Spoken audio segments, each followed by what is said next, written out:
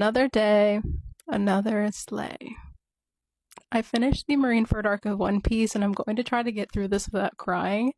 It's been a couple of days since I finished it, just because I really was not ready to talk about everything that I just read. So, let's go. Holy fucking peak. This is probably one of the greatest war arcs in an anime manga that I have ever experienced.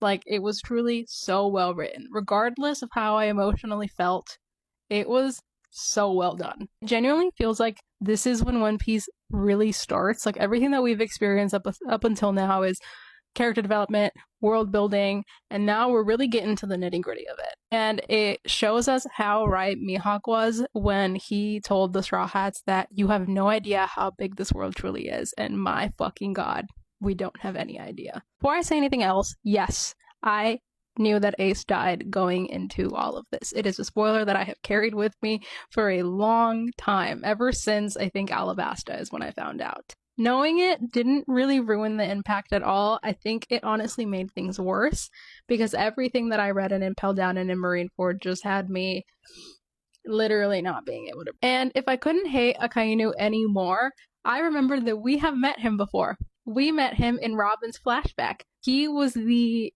admiral that called for the execution of any citizen that tried to flee O'Hara. So I don't think I'll ever fucking like that mother.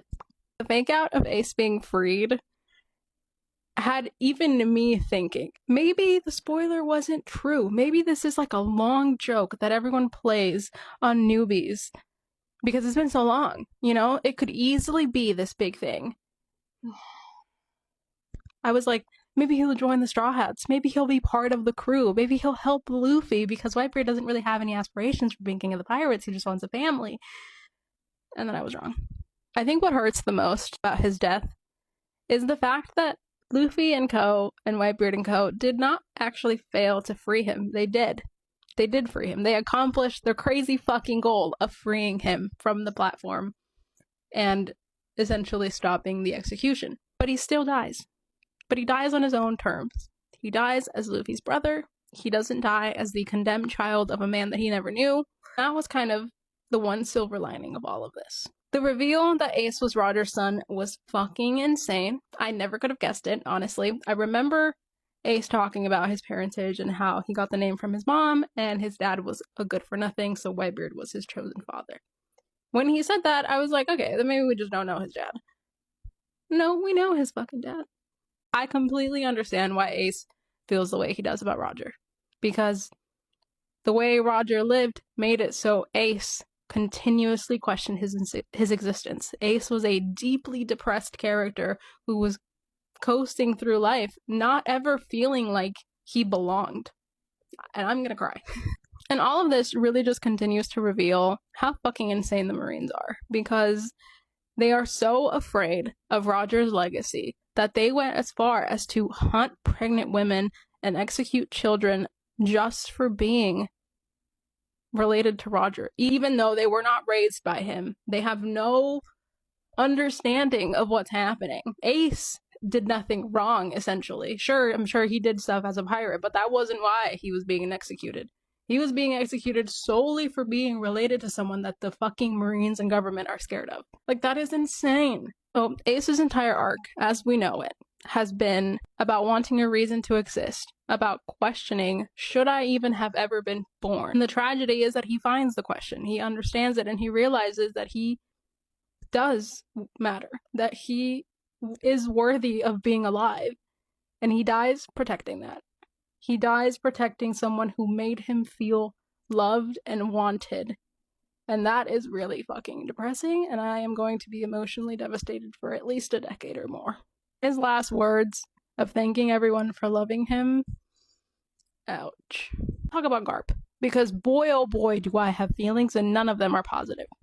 Now, I roasted him when I posted my reading vlog, and I don't apologize for that, because I still feel the same way. And trust me, I get it that his character is supposed to be complex and nuanced. I really don't care. He sits here while basically both his grandsons are in mortal peril and does essentially nothing. Stood there behind Ace while Ace was on his knees sobbing about wanting to live. I'm sorry. What? I know that his character is insanely complex and nuanced and all of that. That if the hero of the Marines were to rebel against the government to protect the son of the king of the pirates, it would cause chaos. I don't really fucking care. I really don't. Because government is more corrupt than most of the pirates that we've seen. Yes, there's a couple of really bad apples, but that's like everywhere. That's not the case with the Marines. Everything that we have seen with the Marines is almost every single person that is a person of power in the Marines is corrupt and terrible and not really doing anything that's for the greater good. So this whole idea that none of this would have happened if Luffy and Ace decided to be Marines is complete bull to me, because I think Luffy and Ace have collectively done more for the world than Garp and the Marines have. Because everything that we've seen as a Marine is that they are not good people. They don't stand for good things. They allow slavery. They allow trafficking. They allow for Nepo babies to control people. I don't have enough negative words to say about the world government here. And the fact that Garp continues to support this is not a good look. Sure, he did something by letting Luffy pass him and finally reach Ace. Oh, thank you for not beating the shit out of your grandson and letting him go to your other grandson while his other grandson is about to die. Thank you. Oh my god, am I supposed to kneel at your fucking feet right now? Because in reality, he's someone of power in the Navy, so there's no way he doesn't know what's going on. You know? There's no way he doesn't see that. So I don't care about him at all. Young Koby showed more courage in 10 seconds than Garp did that entire arc. Truly. So, now, talking about Koby, what a fucking MVP. The introduction of his hockey was insane, and to see him kind of awaken that, I'm excited to see where he goes and what he does within the Navy, because I do think that he has a good moral compass, and I'm hoping that he is able to change it from the inside, because it doesn't seem like anyone else has. Koby shows the kind of moral compass and integrity that we should see from all of the Marines, and yet they don't have it. So, I really do hope that he does something good with it. Back to the main story. Whitebeard. Holy fucking shit. What a good character. Truly, like, what a well-rounded, incredible character.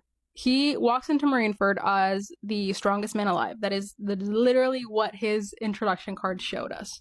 That he is the strongest man alive. And at this point, we can see that age and illness has battered him, and I cannot even imagine what he was in his prime, because even now, he was a scary entity. Like, truly just so OP, and I loved him. This was a man who commandeered respect just from standing. To me, like, that's how it felt. Truly, I loved his character. I loved his devotion to his family. I loved how all he wanted was a family to protect. He had no other goals or aspirations outside of that, and I thought that was beautiful, because we've seen so much complexity in all of the pirates that we've seen, and I do think that he was just an incredible guy.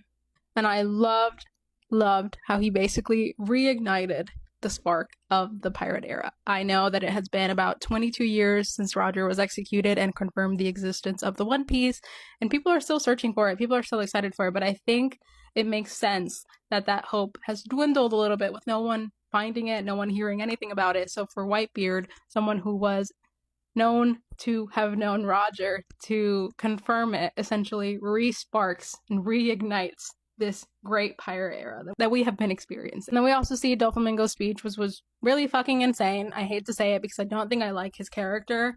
I just don't think I like any of the warlords outside of, I don't like Hancock, but I don't hate her, essentially. There's Luffy. Oh, my sweet, sweet Captain Luffy. Seeing him show up, falling through the sky in such a Luffy way was so incredible, and seeing him how happy he was to finally see Ace after everything that he has gone through, after putting his body through insane feats, almost dying, just pushing the limits of his life just to get to Ace, and to finally see that was just so beautiful. And his little moment with Whitebeard, and Whitebeard recognizing the hat and realizing that Luffy is this new era that Shanks placed a bet on was incredible. I thought that was a really good moment to kind of show us that Luffy is the one to root for. I will say, I don't think that there has been a fictional story that I have read that has had me as stressed as this did. And now granted, I know that part of that was because I had this spoiled, so I was just going into this with such a sense of dread. So I feel like this arc was kind of like a preview of what the endgame of One Piece is going to look like, with all of these allies, reluctant allies, kind of coming together with Luffy because they believe in him, essentially. And Mihawk said it. One by one, he turns the people around him into his allies. More than anyone sailing the seas, that man possesses the most terrifying power. And I do wonder, is this an actual power, or is this just like Luffy has this charisma around him that makes people want to believe in him? And that is awesome. Anyways, so right now, he's pretty battered, he's pretty destroyed, he's alone, he is relying on people that he hasn't worked with before. And, he lost his crew, he broke his body, he broke into the strongest prison of the world, and yet he still couldn't save his brother. In fact, his brother died in his arms, sobbing, even though he died with a smile on his face. And that kind of grief shapes a person. And whew, I'm fine. Even one as emotionally and mentally strong as Luffy is. So I had mentioned in my theory video, that maybe if the Straw Hats were here, they could have saved Ace and Impel Down, maybe they could have done this. And as I was gathering my notes for this video, I realized that couldn't be further from the truth, because what this arc showed us is how incredibly weak and unprepared Luffy is to face everything that we're going to face in the New World. So I started to think, if the Straw Hats were here, the likelihood that one or more could have died is high. So I do think, at the end of the day, Kuma did them a major favor separating them, because it was what this crew needed right now. I, of course, have to talk about Oars Jr., which was such an incredible character that we saw for barely any time, but I really do think was so impactful to show just one of the connections that Ace has also made throughout his life. I do think Ace and Luffy were so similar in the fact that they had all of these dreams and goals, and that they were such charismatic people who could turn anyone into an ally. I really do think Ace could have done so much in his life had he not died in this one. Seeing how the Navy wanted to cut the live streams because they knew that they would lose the public's trust if they showed what they were about to do to Ace was fucking insane.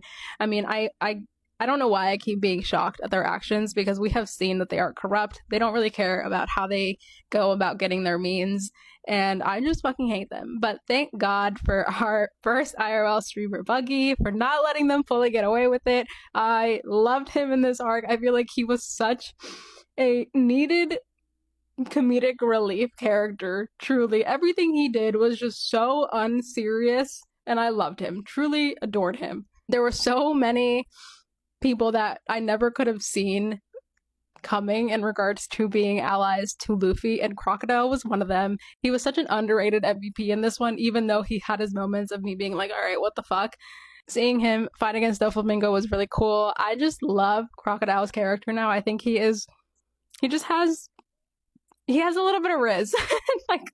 I think he's attractive, and I think he's really mysterious and cool. Like, I wonder what his goals are now. He's like, Alabasta's in the past. I don't give a shit about that. Like, so what does he want now? Obviously, he wanted to kill Whitebeard, and that's gone. So what is he gonna do? We have Kuma, who's goodbye to Luffy. Now that I think about it, makes me really fucking depressed, considering that he is no longer a real human being. And to see that he has a connection to the Revolutionary Army just has me questioning everything. And the fact that he still carries around that Bible that he carries, I'm like, what is the point of that? Does that mean that maybe there's still some part of him that is still there and lingering? I don't know. And then Blackbeard. I honestly don't think that I have ever hated a character as much as I hate him. I get it that he also has his goals and dreams, but the way that he has gone about it and the amount of people that he has betrayed is fucking crazy. Like, he stole Thatch and Whitebeard's devil fruit. He turned an Ace so he could be a warlord. He used the name of warlord to break into Impel Down and gather allies that were absolute fucking monsters. And now he's on the path to, trying to find the One Piece. And he really is like a perfect contrast to Luffy. Same goals, same dreams, different paths and methods. And I am very scared for when they actually come to blows. And Shanks shows up in the end, and everyone kind of stops and listens to him. And to me, that begs the question of how fucking strong is Shanks? Why does he have this kind of sway around so many people? And also, why did it take him so long to show up? I wonder if we'll get answers on this conflict that he was dealing with Kaido, I think was his name. Essentially, all I'm saying is Marineford kind of reset the entire world. I'm to see how Ace is going to haunt the narrative, because I know that there will be so many consequences to the actions and things that happened in this arc. Sorry, this was such a long one. I had so much to say. I honestly will probably have so much more to say when I finally get around to filming on YouTube for this, but I got through it without crying, and I'll take that as a win. I have read a little bit further. Like I said, I just couldn't get myself to talk about this just yet, so I read the post-war arc, and I am a couple chapters into Fishman Island. So the reviews for those will be coming soon. Thanks for sticking around, and I love you all. Bye! Another day, another slay. I finished the post-war arc of One Piece, and I've got some things to say. I thought that the emotional warfare was going to be done for like a second when Marineford ended, and I should have known better. We still had to wrap up the saga, and I should have known that more was going to be coming. Still, I don't think anything could have quite prepared me for the ASL backstory, truly. It hurt watching the world, or at least Sabaody, celebrate Ace's death and Whitebeard's death, and it just sucked to see that. I get it. I understand that the Navy and the world government kind of control the narrative, and to everyone else, all pirates are bad, and just to see them, you know, capitalize on the war and the destruction that it caused and use that to continue to frame these characters that we know and love as these terrible pirates was just so sad, but not shocking. We see the aftermath of Whitebeard's death, which is destabilization in his entire territory in the New World, which is a reason that I am still shocked that they did all of this, you know, taunt Whitebeard with Ace, knowing that this would probably be the most probable outcome, and that the repercussions of his death would be terrible. But they don't really care about anything except their own agendas. Seeing Luffy completely mind-shattered and still reeling from everything that happened was such a gut punch. There were so many panels that made me just like want to absolutely sob. When he's thinking that things were a dream, he's asking for Ace when he first wakes up, he gets on his knees and screams that he is so weak. Like that. I've said it a couple times, I'm not ready to watch it in the anime.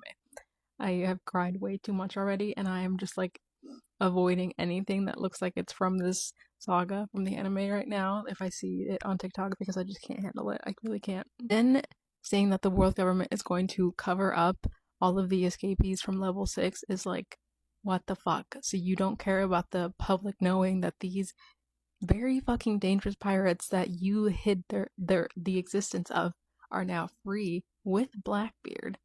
Like that, like the continued like propaganda is fucking crazy. And then the worst part of it all, the Ace, Sabo, and Luffy backstory.